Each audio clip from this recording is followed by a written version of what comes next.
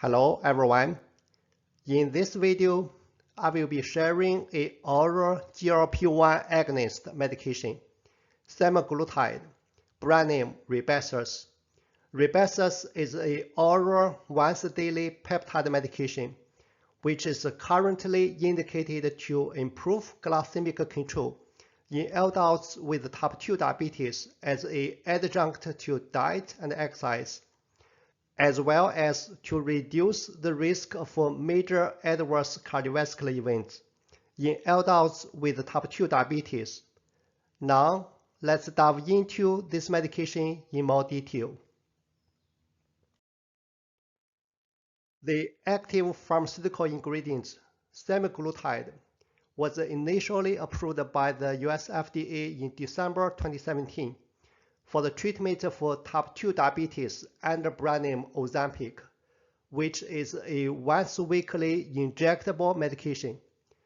The brand name Rybelsus products, a once-daily oral medication, was approved by the US FDA in September 2019 and indicated to improve glycemic control in adults with type 2 diabetes as an adjunct to diet and exercise. Most recently, in October 2025, another indication for Rybelsus was approved to reduce the risk of major adverse cardiovascular events, cardiovascular death, non-fatal myocardial infarction, or non-fatal stroke in adults with type 2 diabetes who are at the high risk for these events. Chemically, semaglutide is synthetic 31 amino acid glucagon-like peptide 1 GLP-1 analog. Semaglutide has a molecular weight of 4,113.58 gram per mole and 94% sequence homology compared to human native GLP-1 hormone.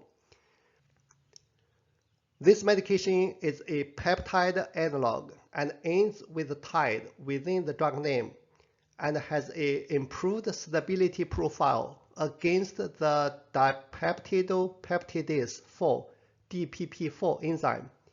In addition, the lipophilic C18 fatty diacid moiety, which is highlighted in red here, attached to the peptide backbone, makes the drug molecule more lipophilic, enabling high protein binding and prolonged half-life. The Rybelsus medication has two pharmaceutical formulation and strength forms, R1 and R2. The formulation R1 tablets are available as 3 mg, 7 mg, and 14 mg.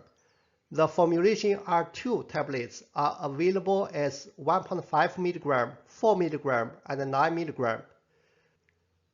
In addition, the Rybelsus product contains the active pharmaceutical ingredient semaglutide, co-formulated with sodium N-H2-hydroxybenzoaminocaprylate (SNAC), an absorption enhancer, which makes the oral dosing possible. Recommended dosage starting day 1 to day 30, 3 mg for formulation R1, or 1.5 mg for formulation R2, taken orally on an empty stomach in the morning with water, once daily, QD for 30 days. Day 31 to day 60, increase to 7 mg R1 formulation or 4 mg R2 formulation once daily.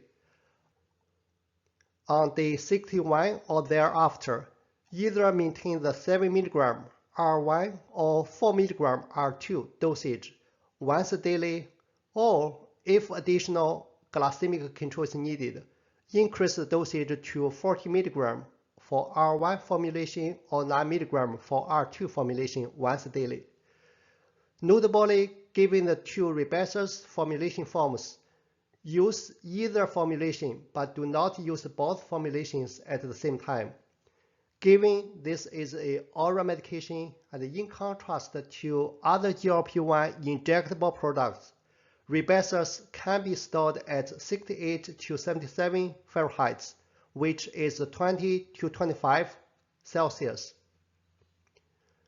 This medication carries a US box warning, risk of thyroid C-cell tumors. This was based on in vivo rodent animal model studies. The risk to cause thyroid C-cell tumors in humans is unknown at this point.